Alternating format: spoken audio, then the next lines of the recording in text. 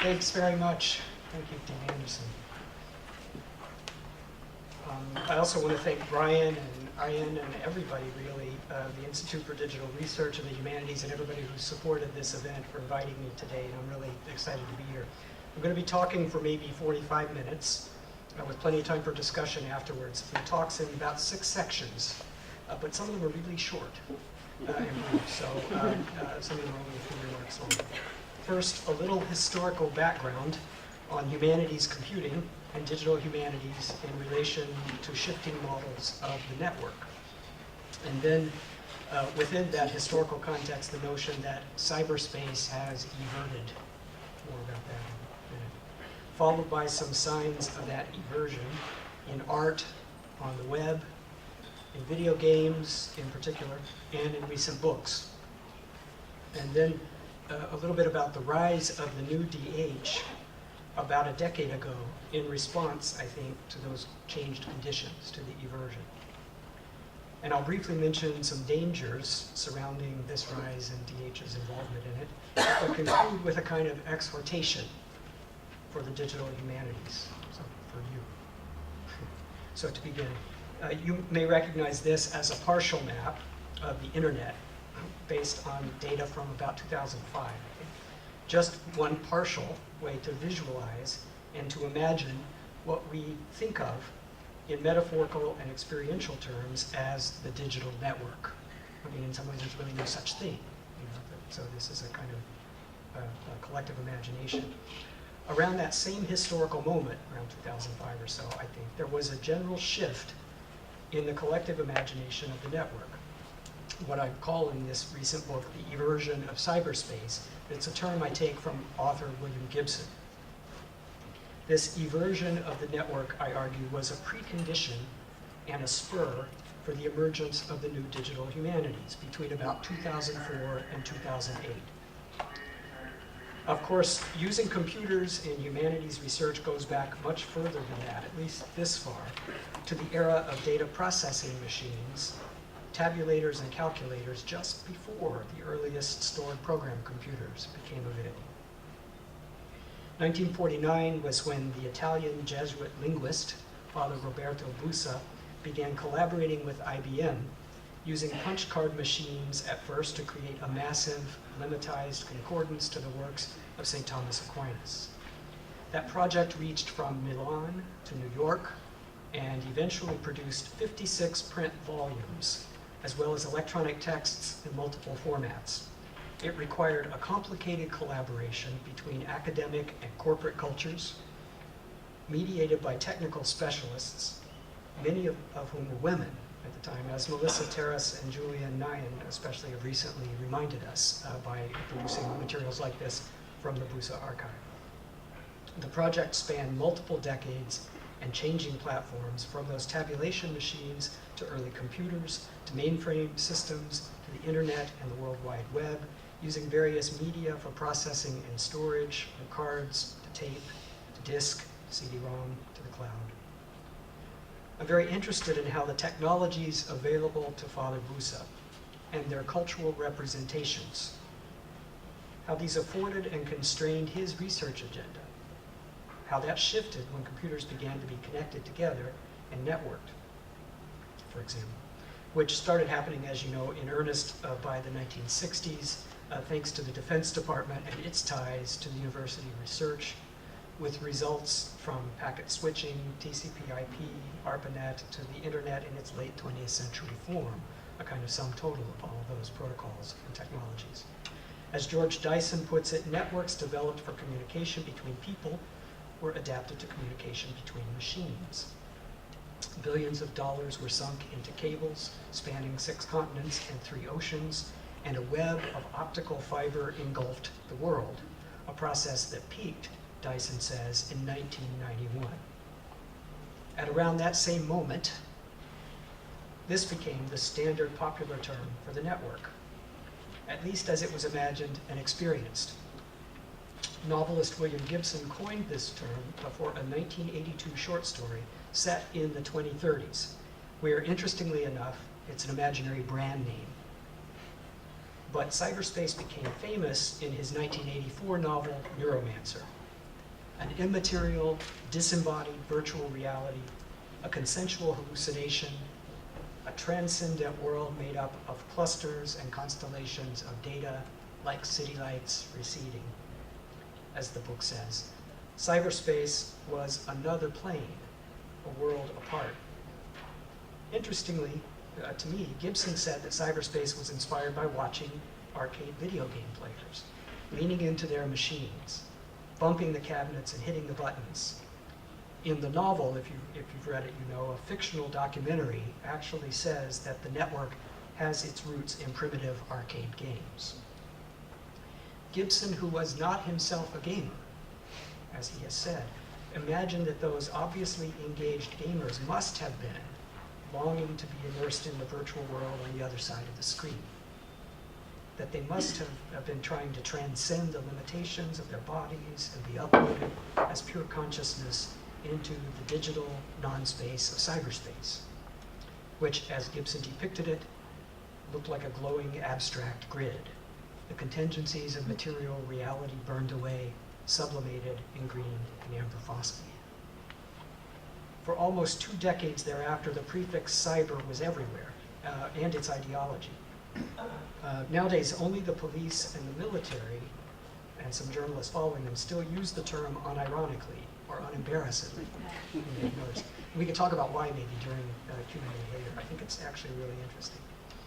Popular notions of the network through the 1990s were dominated by this idea of cyberspace, assuming it was another world beyond the senses and the body, less a part of the world and more a transcendent place apart from the world.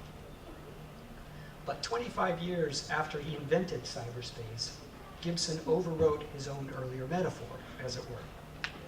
In the 2007 novel Spook Country, he imagines a journalist, a curator, and a locative artist. Note that interdisciplinary grouping, by the way. Sounds a lot like a DH project team. A journalist, a curator, and a locative artist sitting in the restaurant of the fabulous Standard Hotel in Los Angeles, observing that cyberspace is everting. That is, with an E, turning inside out, spilling out into the world. The artist in the group dates the key precondition for this shift to May 1st, 2000, when the US government turned off selective availability to the GPS satellite data, and thus made the bulk of that data openly accessible to the public for the first time. Google Maps, the API or application programming interface for which was released in June 2005, with the year this icon was designed for use in the maps, followed right away, and then navigation apps. And these were the most important and most widely experienced results by the general public of this new access to orbital, but also very much terrestrial data on this network. It depends not just on trilateration among 3 different satellites, as you undoubtedly know, but on a mesh of monitoring and syncing stations and antennae. And the system's almost always used in conjunction with local Wi-Fi routers and cellular towers. Love that. What is that? It's quitting time. Welcome to campus. It's awesome. And what we experience as the network depends on multiple material platforms, devices, and protocols, mundane infrastructure. But a significant portion of that patched together network, as it's locally experienced, as you know, is now wireless and distributed invisibly in the ambient environment through what Anthony Dunn has called Hertzian space, the soup of electromagnetic radio signals all around us much of the time. We're soaking in it right now, I'm sure. Early in our century, a cluster, in the present century, a cluster of activities exploiting this newly accessible GPS data and increased Wi-Fi coverage in particular emerged from gamers and artists and hackers, subcultures, out into mainstream awareness and back again. Geocaching, for example, a kind of scavenger hunt, game-like activity in which physical objects are left out in the world for others to track and find via GPS coordinates, or ARGs, alternate reality games, cross-platform crowdsourced games played out across the boundaries of fictional and real-world spaces, but also across the boundaries of the digital network and the physical world.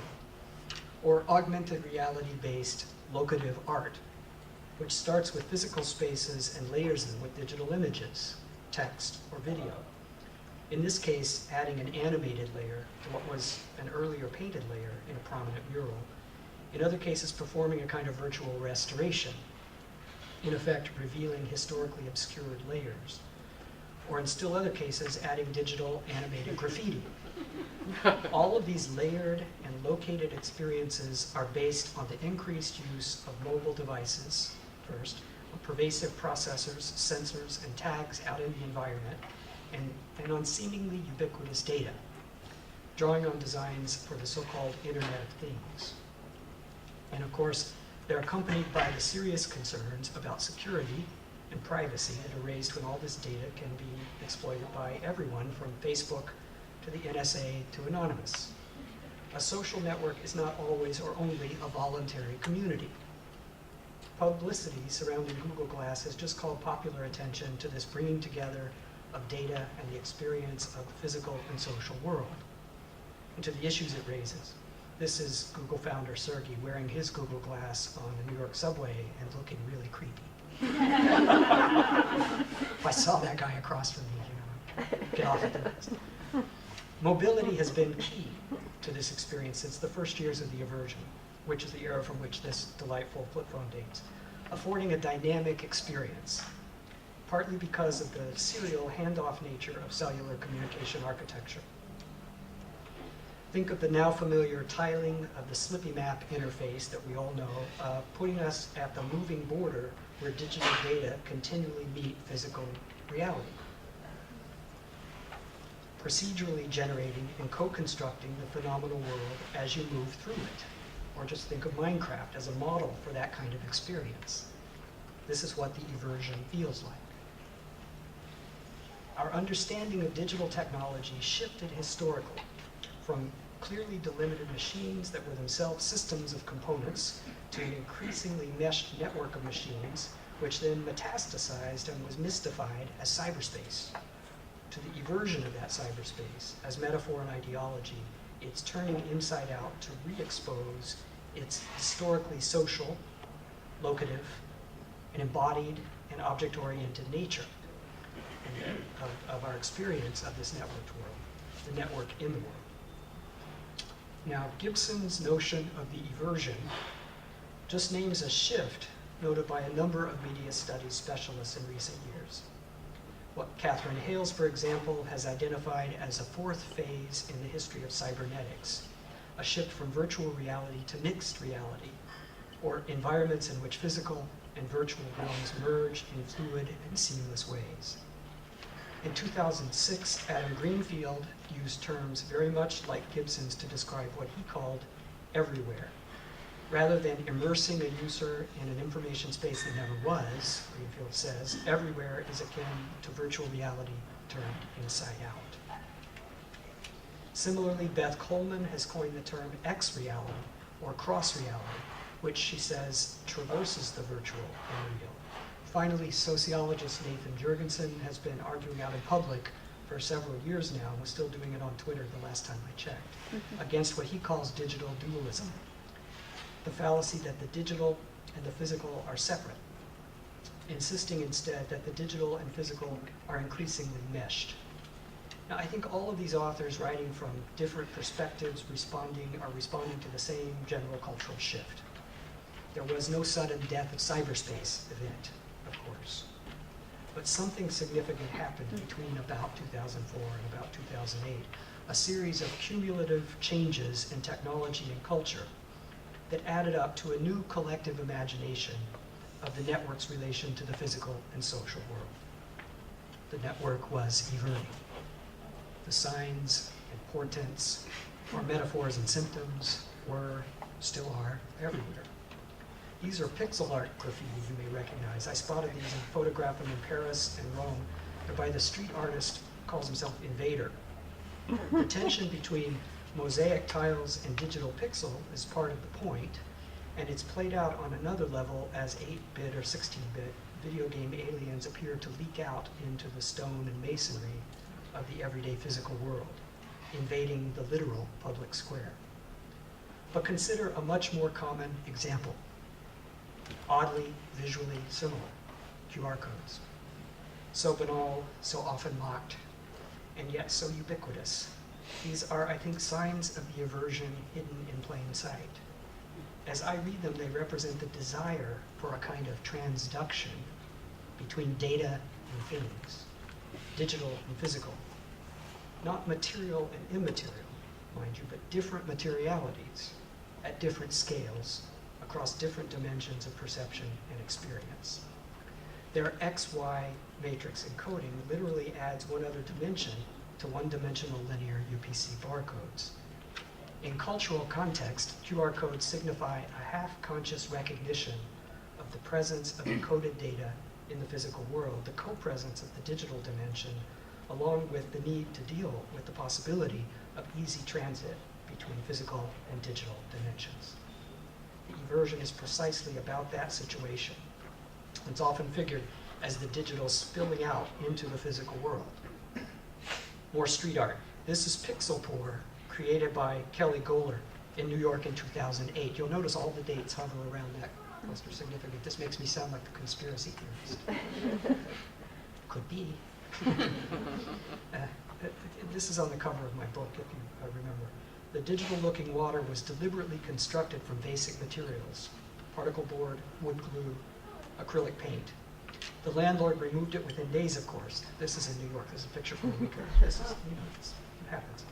But in a successor installation down in Soho, were photographed and widely cited and reproduced, including by media scholars and by this guy, James Bridle, a London designer and influential leader of the new aesthetic movement, which is all about artists and designers giving the real world the grain of the virtual, Bridle says, responding to a new proliferation of eruptions of the digital out into the physical world. Here figured in the form of one of Bridle's drone shadow installations, functionally invisible digital plus physical technology rendered chillingly visible as a mundane presence. But there are examples everywhere. Conceptually, a 3D printer is a kind of portal for everting software objects out into the world as physical objects. And with proper scanning, you can reverse the process going from physical to digital. The technology for 3D printing existed much earlier, but small and affordable desktop options arrived just at the moment of the eversion, around 2007. And open source software and hardware and common design file standards made it possible. I took this photo in a Chicago area lab, but every fabrication center I've ever visited has something similar. A table or a space box full of miscellaneous experimental objects, concrete evidence of the eversion. Or consider reCAPTCHAs, which also date from 2007. Like a hydroelectric generator or the brake system in a hybrid car, they capture and transduce the energy generated by other activities. In this case, tiny login transactions happening all the time out in the world. To gain access to websites, as you know, human users sitting in their chairs or riding on the subway decode to prove they're not robots. And at the same time, they help to curate data of various kinds through acts of micro-digitization. Decoding glyphs in order to gain access and effect transformations in the environment sounds, to me, a lot like video games. In fact, I think games offer some of the richest models in new media of the eversion, based as they often are on the interdimensional navigation of overlapping worlds, mixed reality environments in which data are self-consciously combined with manipulable objects. Games were Gibson's inspiration for cyberspace, remember, so it makes perfect sense that they provide models of the eversion of cyberspace. This scannable QR code inside a game world, you actually point your phone at the TV screen as you play, and it opens a file with a code you need to keep playing the game, is from the puzzle platformer Fez from 2007, though it was widely previewed for a couple of years before that. It openly experiments with the theme and mechanic of dimensional transit, toggling between 2D and 3D worlds. You flip back and forth from apparent 2D to 3D in order to discover new platforms, objects, portals, and routes in different dimensions. What you thought was a 2D gap between platforms turns out to be navigable when viewed in 3D, or vice versa, which I read as a metaphor for navigating mixed reality in general nowadays. Mixed reality is just the nature of video game space, with representations of digital and physical objects and environments and data engaging player bodies in imagined worlds. But in the context of emergent mixed reality, in about 2005 to 2006, that aspect of game space was foregrounded and made the whole point of Nintendo's Wii console, a system designed to leverage wireless and wired channels, microelectronic mechanical systems, MEMS accelerometers, and other sensors in an array of controllers and tokens to turn the living room into a data-saturated PAN, personal area network, centered on and surrounding the player's body, as my co-author George Therovothikal and I argued in Codename Revolution. We added that Eames chair, that Eames coffee table, excuse me, by the way, as a kind of serious joke. You know, it's not really part of the system, but it's sort of a component that didn't ship with the system but should have, because you need it in order to know how much space to save to move it out of the way in order to play the Wii without killing somebody. So it seems to me it's a symbolic reminder of the importance of negative space in this kind of system design. In 2010, Microsoft's Kinect just reversed, I think probably reverse engineered, but anyway, just reversed the flow for a similar effect. The cameras and sensors in this device were placed up by the TV screen and turned outward in order to create a local network, capturing the player in the 3D mapped living room. With the later release of PC software, hacks and homebrew apps proliferated. For the most part, interestingly, these were aimed not at creating immersive virtual reality, but at building augmented reality or mixed reality applications, digital data and images combined with physical movement in physical space. But even the most highly immersive video games are mixed reality, not purely virtual reality experiences, I've argued. The conventional HUD or heads-up display is a reminder of the layers and layering typically involved in gaming. It's a common misconception, I think, that total immersion is the true and ultimate goal of all gaming. It's a misconception based on what Katie Salen and Eric Zimmerman have cogently called the immersive fallacy. The new Oculus Rift and its imitators may yet turn out to be the next big thing in interfaces, a return to the VR ideal. But I suspect instead that it may be the exception that proves the rule for gaming and other kinds of interfaces. I think of it as a kind of dream of the 90s, still alive. It's like Portlandia. An article in the New York Times said that the Oculus Rift creates the sensation that you have been teleported into an alternate universe. Well, yeah. But my point is that normal game space has always been this kind of multiverse of play. The transportation is the thing, back and forth across various boundaries of physical and digital materialities. That's why, for me, like this game for children, Activision's Skylanders, created by a development company called Toys for Bob, provides a richer example of gaming's modeling of the networked world, putting into practice the Internet of Things as a video game system. Now, for those of you with children, this will all be old news. But for those of you who don't know, you collect plastic figurines with near-field communication chips in them. The original version used ARFID chips, by the way, and then upgraded in the second version. When you place one on the glowing portal of power, the figurine lights up with internal LEDs, and the character appears to get digitized, showing up in animated playable form inside the game world on your screen, as if it had come alive and been transported into the game. Its stored statistics and data intact. When you take it off the portal, the object retains its updated data, figured in the game as experience and memory. Skylanders developers have admitted that they were inspired by the Wii as a system, and they see themselves as part of the maker culture in general. They use 3D printers and open source Arduino boards to conceptualize and prototype these figurines. It's no surprise that Nintendo's mixed reality console, the Wii, inspired Skylanders. In fact, Nintendo's own handheld 3DS console shipped with demonstration augmented reality games, using the console as a viewer and a reader, with cards, with QR codes of sorts on them. So you put the card on the table, you look through the handheld screen, and an animated monster pops out of the trapdoor that the card becomes, for example. then it's now a portal that appears to open on the top of your table. And you use the buttons to shoot at them as usual, but in this case you could move around the room, circle the table. Circling the physical table and aiming at different sides of the snarling 3D creature. Digital animation blended with physical surroundings, coffee table, a notebook, a keyring, overlayered, composited as you play. You can see why I argued back in an earlier book that textual studies, and it's even truer for the new digital humanities, could do worse than look to video games, even apparently toy-like games, for examples of complex mixed reality systems that combine computing and narrative or expressive content.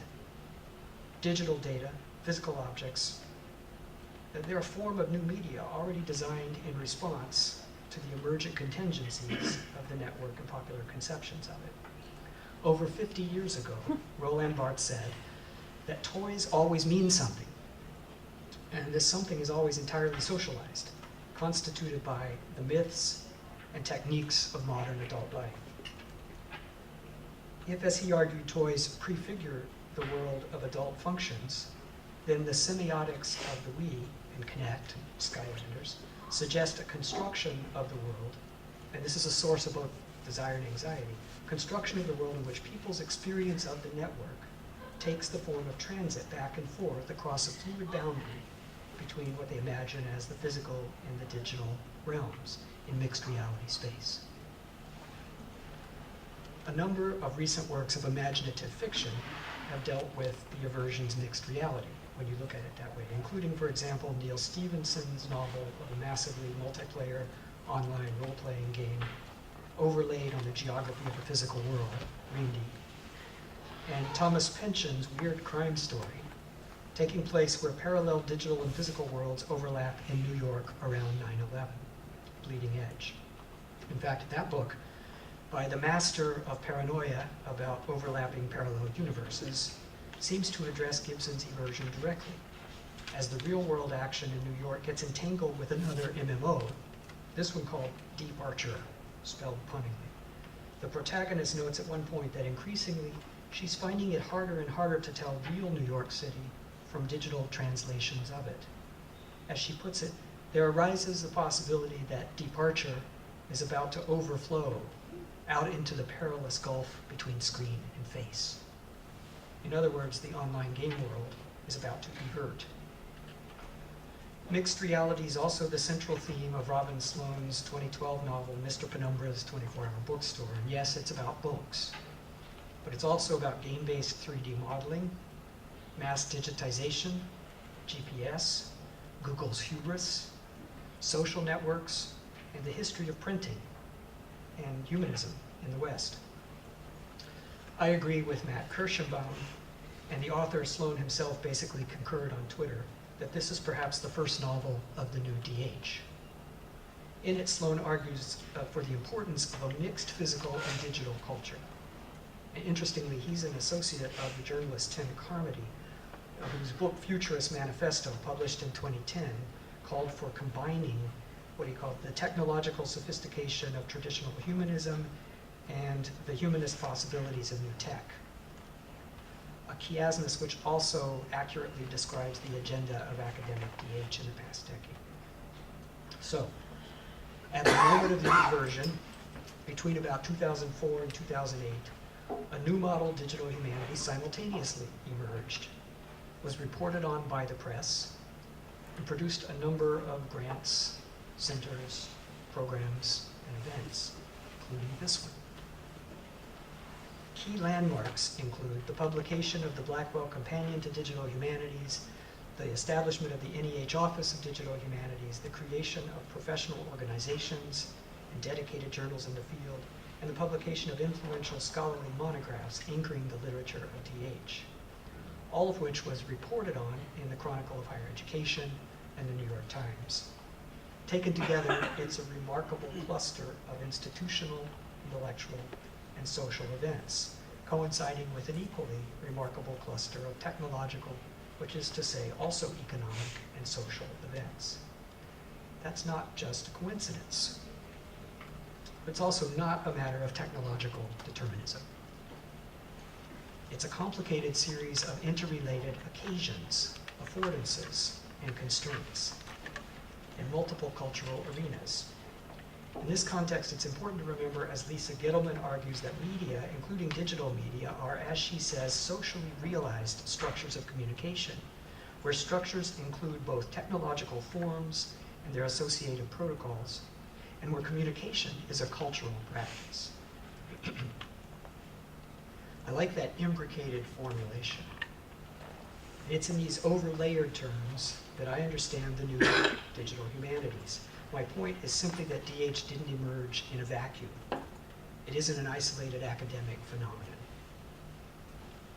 As it emerged, it both responded to and participated in larger social, technological, and cultural shift, a series of interlinked events that amounted to a technological shift that was also social and cultural.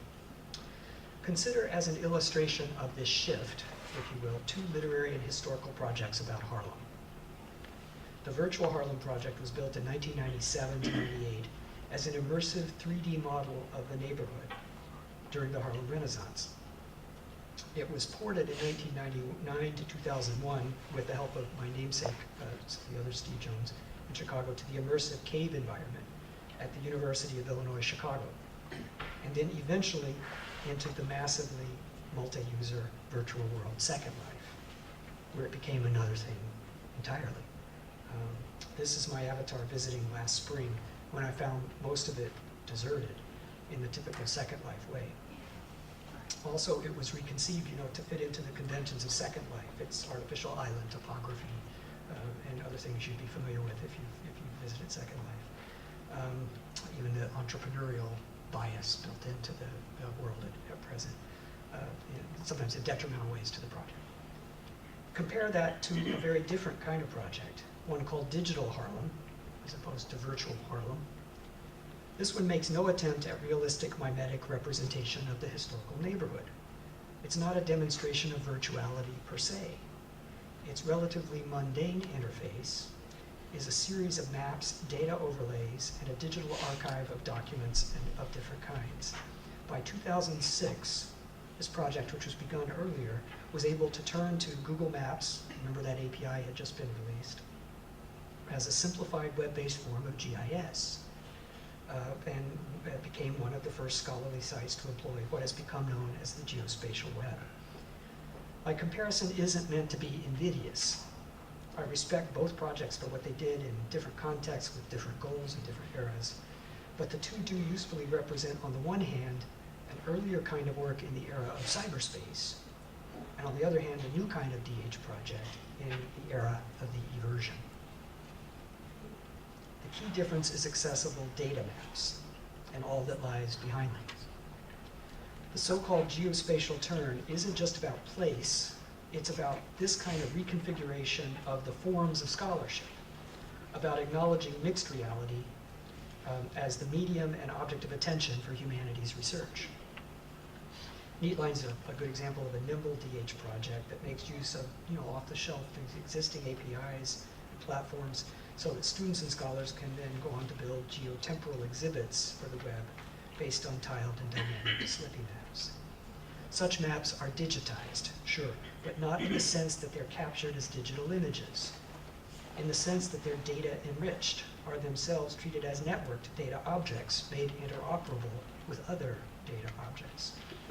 And it's in this sense that digitization really is at the heart of the new digital humanities. Bethany Novitzky has observed that when the precursor to Google Books, Google Print, first appeared in 2004, it provided a spur and a challenge to then emergent digital humanities. That same year, 2004, this influential collection of essays was published. As editor John Unsworth recalls, the title was deliberately chosen, Digital Humanities instead of Digitized Humanities, in order to suggest a more critical hermeneutic relationship between computing and humanities research, to get away from the idea that the field was only about digitizing paper-based archival materials. The term digital models the humanities too, and in more than one sense. And the title was intended to avoid the implication that the stuff of the humanities, manuscripts, books, maps, works of art, artifacts of all kinds, was inherently separate from the computing to be applied to it. Instead, the new field emerged at the intersection of computing and the humanities, and the traffic moved both ways. In this framework, to digitize is to put digital technologies into reciprocal conversation with an array of cultural objects and representations, including born digital objects and representations. Digitization implies metadata, data, and networks that make cultural heritage accessible to analysis and examination. It's not a one-way trip.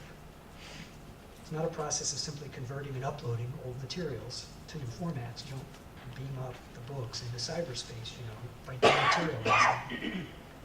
Digitization in this more capacious sense is about engaging multiple materialities in an ongoing process, the truth be told. It's a never-ending process. It doesn't get to this, no. Of transcribing, capturing, transcribing, annotating, analyzing, interpreting, augmenting the physical manuscript book, work of art, film, or video game, or corpus of such objects, with layers of data and metadata in order to afford and facilitate such processing. And then executing the processes, performing, theorizing, experimenting. The goal is to manifest data potential in the artifacts and archives where possible, linking them up, thereby extending the potential objects of our attention and potential methods for investigating them. In this sense, digitization resembles the creation and interpretation of what Bruce Sterling has called spines. Things plus data plus the network, designed according to the understanding that, as Sterling says, material objects properly conceived are actually frozen social relations, containing in themselves the traces of their own movement through the world. Understanding digitization as this kind of broader exploration of multiple dimensions of objects helps to explain the intense interest among so many digital humanities practitioners in 3D printing and fabrication. What's going on at the University of Victoria Makerspace, led by Gentry Sayers and others, is exemplary in this regard, I think, but the interest is widespread, including at my own center, where our MakerBot's our favorite device. This picture, however, was taken at the University of Oklahoma, where I led a seminar back in the spring. These are machines for prototyping design fictions, as Carrie Krause has said, for turning digital 3D models into software, CAD and STL files into physical objects you can handle. And with 3D digitization, again, using cameras or even a Connect device, you can go in the reverse direction and digitize 3D objects. It's mixed reality and speculative experimental practice. The same impulse, I think, early on drove interest among DH practitioners in modular open source Arduinos, Raspberry Pis, and electrical, physical, or mechatronic experimentation in general. What are humanists doing in that space? Well, they're tinkering at what Bethany Novisky has called the intersection of material culture, craft, and play. Even drones, the other non-lethal kind, have interested many DHers, including at my own center. With their flying cameras and sensors, they are, after all, data gathering and distributing devices, network nodes for distributed computing at a slightly higher altitude, under 400 feet legally. They're also another experiment with literally navigating the grid of data and connections brought into awareness by the eversion.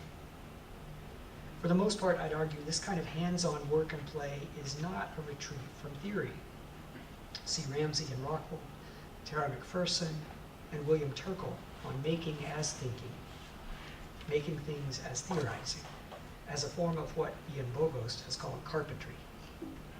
But actually, I have an even more specifically historical hypothesis in mind. Much of the supposedly merely practical or instrumental digital humanities was produced in the first place, sometimes at that camps and meetings like this one, by younger scholars working with a keen awareness of the eversion as it happened. This kind of work draws inspiration from and often overlaps with the extramural maker movement.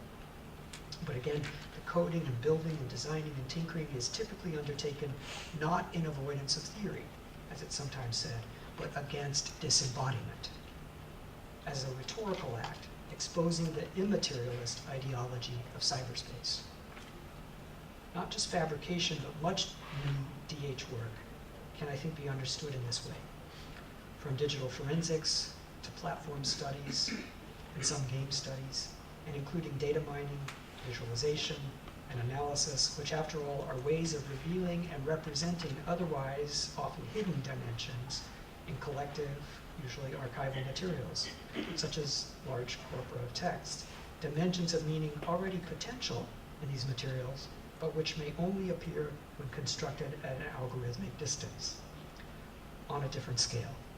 You can see Ted Underwood and Matt Jockers on this, but also Scott Weingart, who will be here speaking tomorrow, whose graph this is, by the way, in collaboration with Gina Jorgensen, as well as others. And C. Franco Moretti, if you want to start, whose graphs, maps, trees appeared in the midst of the eversion in 2005 and inspired a good deal of DH work ever since. Once again, to review, it's my view all of these digital humanities practices have risen to prominence in response to the eversion of the digital network, a wider cultural shift in the collective imagination of network technology. Now, I think everyone's aware that this shift has been accompanied by the increased potential for near ubiquitous surveillance and exploitable self-surveillance. DH has sometimes been construed as lending momentum to such trends, if not being actually complicit with the forces behind them. It's my sense, though, that the tendency of most DH practice is more likely to lead to engaging and critiquing these trends, and even to critical interventions and performances like this one, this new shielding device, you may have seen advertised it, in prototype here, that detects Google Glass or camera drones and boots them from your Wi-Fi network.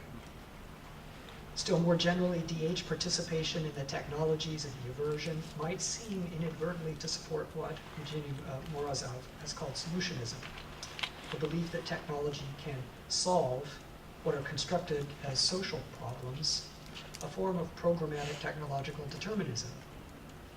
And these are real dangers, I think, for lots of reasons in terms of public perception and reality for DH, the reasons for self-consciousness and even critical precaution. But consider for a moment the 19th century story so often cited as cautionary when it comes to techno-solutionism. A story about an egotistical, naive positivist who works with his hands. It can be read as an allegory for the blindnesses of DH. Think of it as a kind of satire on DAC camps before the fact. It's true that digital humanities often celebrates making things in a lab or a workshop, often from pre-existing stitched together parts. But follow out this reading. That novel isn't a parable against science or technology. That latter is a concept with which Mary Shelley would not have been familiar, by the way, though she knew all about the machinery question. It's about tensions between intellectual exploration and social life. Victor's creature, remember, only becomes a monster when he's insufficiently socialized. You can trust me on this, I'm a romanticist by training. You could say this problem begins when he refuses open peer review for his research. He avoids collaboration, he retreats to his workshop of filthy creation, as he himself calls it, turns aside from the world. Digital humanities experiments, on the contrary, are at their best self-consciously focused on social infrastructures. They're aimed at consequences in the material world of people, places, and things. The best new DH engages in worldly, socially networked research in the context of a network openly constructed as social and worldly.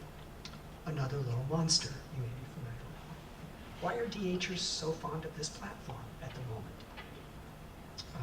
Some disillusioned already, some still on it. Many of them are programmers, yes, but they also use the Git version control system as a general publishing system, a platform for committing, sharing, and forking text documents as well as code, data, but also, blogs and manifestos. I think this reflects an understanding on their part that code, data, metadata, and text are interrelated productions. What also registers support for free and open source software and open access publishing, no doubt. But also more generally, it reflects an interest in hands-on material infrastructure, a hands-on approach to the platforms on which humanities work is built and communicated. Look at it this way. Our relationship to the networked world right now can feel a little bit like living on a non-orientable surface, like a Klein bottle. always already turned inside out. A place where digital and physical dimensions are combined in Lovecraftian weird geometries, paradoxically mundane yet uncanny, with a sense of unseen worlds there just beyond the horizon of our habituated perception, worlds of sometimes alien feeling signals and data. And that's the experience that I think the metaphor of the eversion was meant to express. One role for the humanities at this moment might be to help all of us grasp and navigate these parallel universes, this networked world, critically, experimentally, by modeling its shifting manifold topology from within as it continues to evert. Media theorist and gadfly Ian Bogost has challenged the humanities to turn itself outward toward the world at large, towards things of all kinds and at all scales. That's one possible trajectory for the new digital humanities in today's world of the everted network. Engaging complex mixed realities, exposing the networked infrastructures of the humanities itself to the world, opening them up to critical remaking.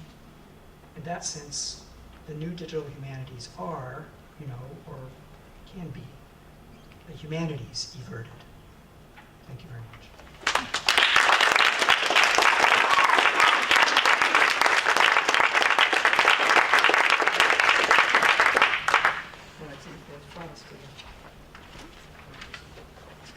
Questions, please. Scott? Yeah, so firstly, thank you very much for a wonderful talk as always. You placed the sort of moment of new DH and also version between 2004 and 2008. But, if you look at the sort of statistics for the growth of DH, the kind of elbow of the exponential curve seems to be around 2010, 2012. So where are we now? That's funding lag. Okay. So, All right. I mean, seriously, I think if you look at the kinds of examples I was citing, if you think about those projects, many of them were already in existence. Think of that, these early GIS projects that they were having a lot of trouble and were struggling. They couldn't, GIS was so expensive and the institutions were having to foot the bill. It was massive. And then sort of around 2005, Google and other things made possible this nimble approach. So I'm looking at the real emergence, as the book title says, I think. But you're right, the institutionalization has continued, although there have been, there's a lot of question about how long it will continue and whether this is a bubble. I think we have to be frank about that and think about what this means institutionally as it's adopted and incorporated. But for now, the programs continue to spread the jobs, such as they are. They're weird. As you know, in the DH tradition, they're interesting kinds of jobs, sometimes at the intersection of one discipline and another, sometimes in new spaces of their own. The ALTAC contingent remains very important in digital humanities work. But they continue to be listed. Things are still happening. So, but yeah, no, I think you're right. And I'm sure you probably have a graph to demonstrate this. Did you do it in Graham yeah. Always Spoken? But so if we're kind of behind the punch on this, is there, some new direction to be looking? Yeah, no, I don't know what it is, but I'm actually looking backward, as you gather. I'm interested in the prehistory of all this and a kind of weird eversion of computer systems into network systems in the 40s and 50s. So that's my current research. My fear is that the new direction will be this, as I say, that either the bubble will burst or things will sort of be absorbed and fizzle. The pronouncement, one understands why people continue to say that all humanities are digital, that sort of thing. It makes a certain amount of intuitive sense. But we know that programmatically that's not the case, really, in a way that matters when it comes to sort of funded projects, difficult kinds of intellectual endeavors and expertise. And so I hope that we don't institutionally rush that process of absorption. That's my worries that in some ways everybody say, okay, it's all over now, we're all digital humanists. And it's not, the tent should be big and that's wonderful, but it's a lot of spinning work that needs to be done, as you well know. Thanks. So, thank you. Scott and I can talk later. We don't have to. How much much of that future is going to depend on what we accept as text for the digital humanities? As a student, I actually worked on an early digital humanities project, and but it was basically, metadata for digitized objects, which would be substantially different than, say, a thesis, a dissertation on video games. Yeah. So how much of the future is going to depend on? I think absolutely that's got to be done. And in some ways, the real question again is, I sound like Foucault today. I'm sorry. In fact, I think the question is institutional, right? What will the space be for that kind of work? We have a new and very small MA program in our center at Loyola, and a couple of our students have worked in video games. And we have one guy who just finished the degree. And his project was to graph, visualize player activities in various games and to draw some conclusions from this. And he designed scripts that would help him do this and use components that already existed. And it was all about the games from the start. But this is a center that's named Textual Studies and Digital Humanities. It was founded by an old school textual scholar, Peter Schoensberg. So we're very much aware that you have to do this. And and as you know, I've written video games, but I don't think. I think what I'm getting at is in some media studies, communication, game studies proper are places where this is going on too. And partly it may depend on our recognizing that they may not have to wear the hat to be part of the club. That this may be a series of practices that goes beyond even what's called DH. But no, I think you're exactly right. Yeah. And one of the things we're interested in my center too, not to just talk anecdotally about our various projects, but you tell me about yours too. But I'm interested in these 19th century political cartoons as a romanticist. But I'm really interested in the images, and the fact that they have text in them, like all cartoons and comics nowadays do, And what do you do with that? And there have been, of course, traditional kinds of markup approaches to this for some time, and there are flavors of XML that have been used to do this. There are other ways to standoff markup is a useful idea, but I keep thinking that's that we're thinking too textually about these objects, and working with librarians at Loyola has really convinced me that there are other ways to think about these, and so that's why I'm really interested. The tradition of semiotics and of cultural studies is very important, I think, for the future of this kind. Not to mention just plain old interdisciplinarity. It helps to have a historian across the table. Occasionally say, "Excuse me, you don't really know what you're talking about." In that case, that's necessary. Yeah. So if this idea of total aversion seems to be too sweeping or too paranoid, there seems to be a new critique emerging that as technology becomes more ambient or more intuitive, as some like to say, it's going to turn into more of a black box, right? Like there'll be more and more segments of the population. There'll be a division of those people who, they put stuff into the system, they don't really, stuff comes out, they don't really know how, versus the people who actually understand the core of that technology. One of the pithier ways I've heard that said is we're surfing the web, but really we're the serfs. They'll be the people just toiling the fields, putting in the data. Pun on Microsoft. Right. Yeah. So I'm wondering how maybe that's the next step in terms of just finding a way to integrate more and more people into understanding. Yeah, it's a really tricky problem, and I know less about this than my co-author George about this. But we've talked about this. We wrote this book for MIT for the platform study series called Codename Revolution, which is about the Wii.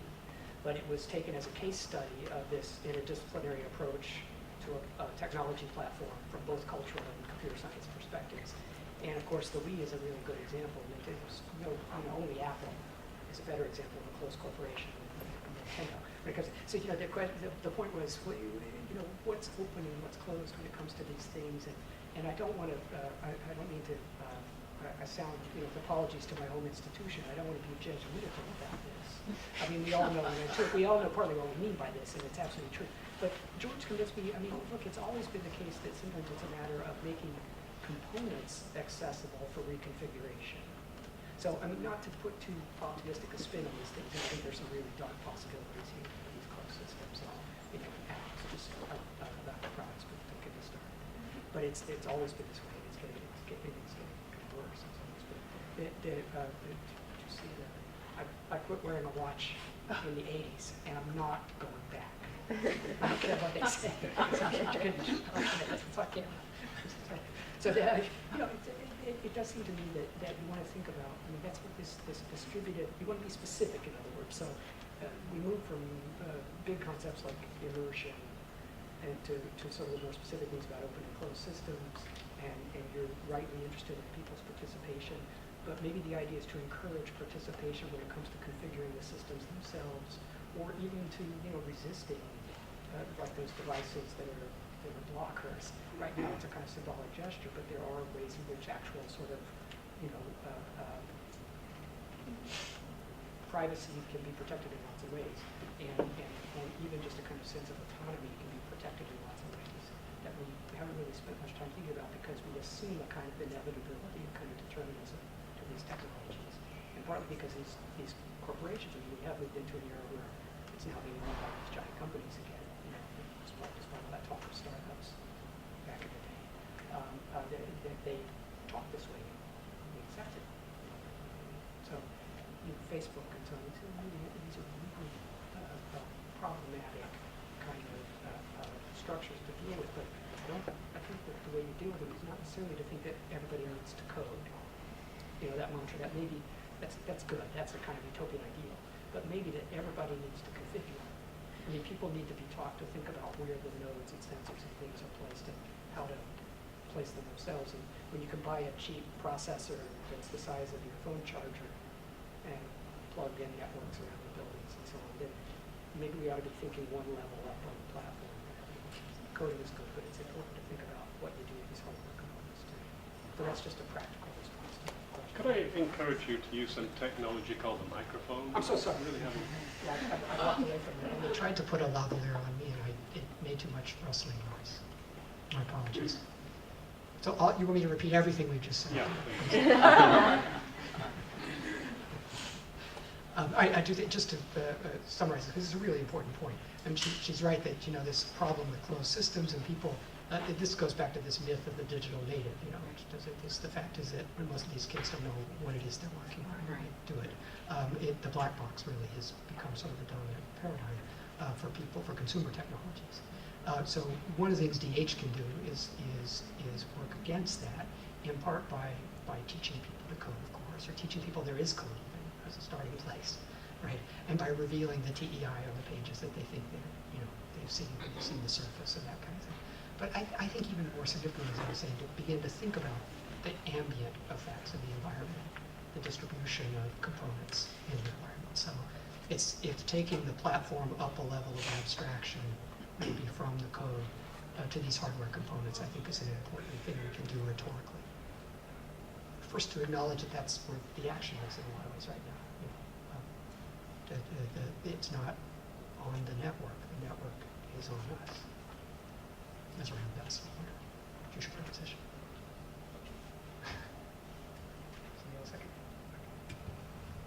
I'm from Chicago.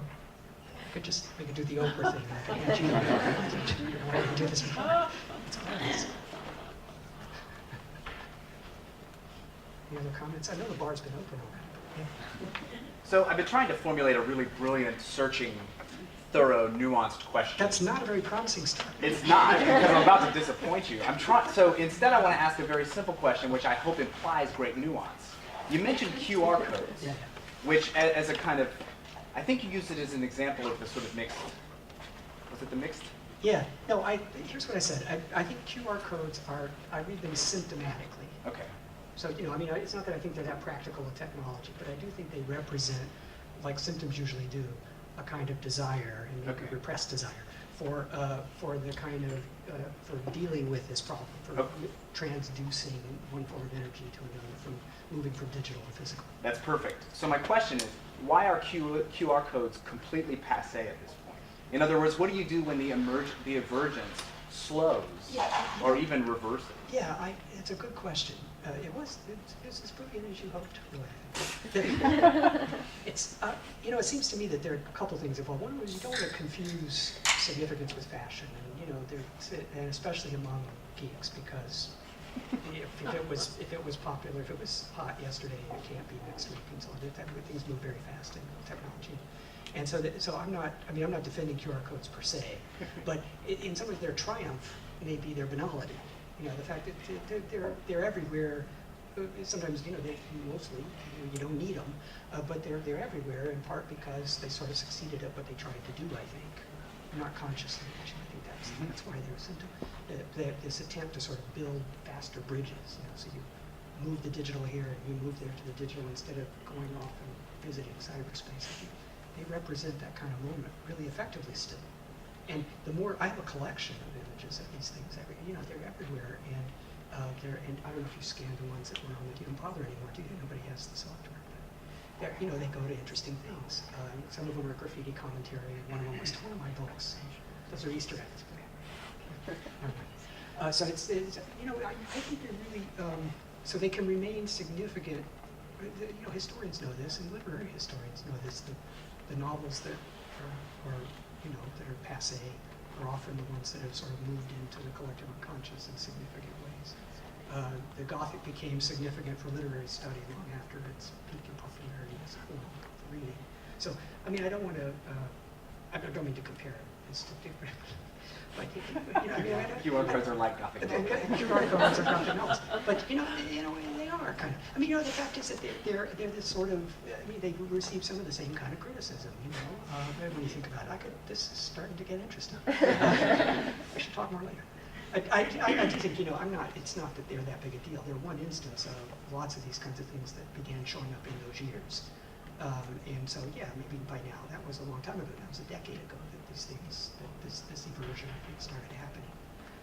So some of those things are going to pass into kind of unrecognizable forms, and some disappear, and some become just accepted kind of banal features of the environment. That doesn't mean that you can't then, with a historian's eye, notice their significance again. So are Gothic novels an eversion? That is to say, No.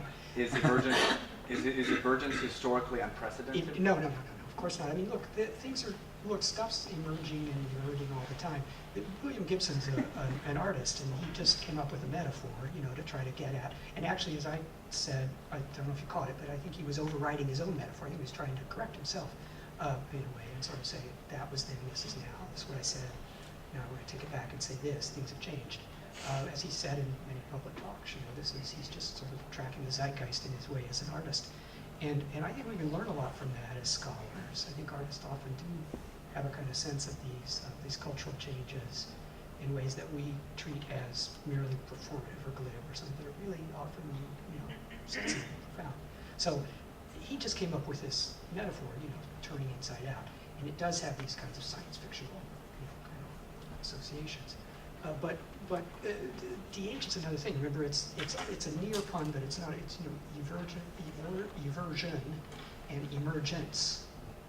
So all I'm suggesting is that the conditions for the emergence of the new DH, because everybody keeps saying, well, we had humanities computing in the 40s and 50s, and I was doing it in the 90s. And so what's the big deal? Why are deans funding new departments and new programs and things? How did this happen? And I thought about that, and I think something did change. And I think these changes are institutional. There was a kind of cart before the horse thing, and sometimes, but the changes were both institutional and intellectual, but they didn't happen in an academic vacuum. And the more I thought about it, the more I realized they were the conditions for them. They were responding to these conditions that Gibson has also tried to describe in his fiction, in his talks. So I saw him at the Humanities Festival in Chicago some years back, and he was talking about this, and I read Spook Country, and things just clicked. Yeah.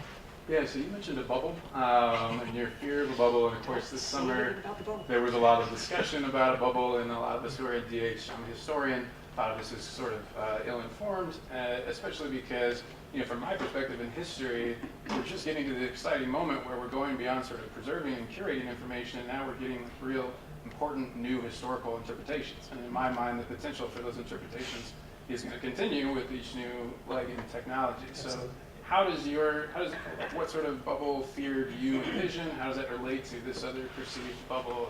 I think intellectual, scholars can keep working almost under any condition, and interdisciplinary team of people can get together over drinks and make really interesting stuff happen anywhere in the humanities. So I think, that's not my concern.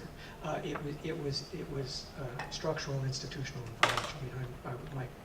The bubble was about whether there would continue to be funding and whether, once the press is not quite so exuberant, or maybe within this sort of dark side of DH backlash of a critique of the possibility that, for instance, pushing DH in this way is shortchanging traditional humanities research, or is contributing to this kind of public idea that only STEM education matters. These are serious concerns.